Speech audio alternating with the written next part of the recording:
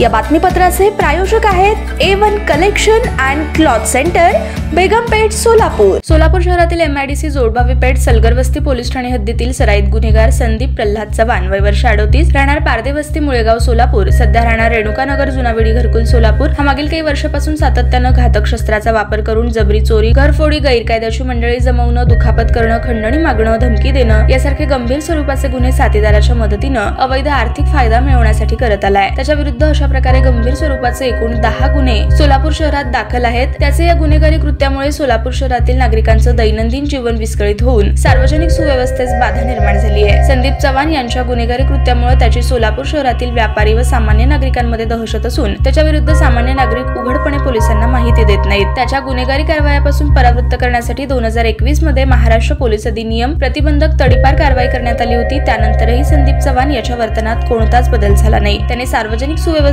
बाधा होईल अशी वरील प्रमाणे गुन्हेगारी कृत्य चालूच ठेवली। त्यामुळे त्याच्या गुन्हेगारी कृत्यास वेळेस प्रतिबंध करण्यासाठी माननीय डॉक्टर राजेंद्र माने, पोलीस आयुक्त सोलापूर शहर यांनी दिनांक 29/12/2023 रोजी त्याच्या विरुद्ध MPDA अधिनियम 1981 च्या कलम 3 अन्वये स्थानबद्धतेचे आदेश निर्गमित करून त्यास 30/12/2023 रोजी स्थानबद्ध आदेशाची बजावणी करून त्यास येरवडा कारागृह पुणे येथे दाखल करण्यात आलं। पोलीस आयुक्त डॉक्टर राजेंद्र माने यांनी सोलापूर शहर याचा कार्यभार स्वीकारल्यापासून MPDA कायद्यान्वये स्थानबद्धतेची ही 19वी व एका वर्षातील सर्वाधिक म्हणजेच 15वी कारवाई आहे। ताज्या बातम्या पाहण्यासाठी प्राईम महाराष्ट्र न्यूज चॅनलला सबस्क्राईब करा।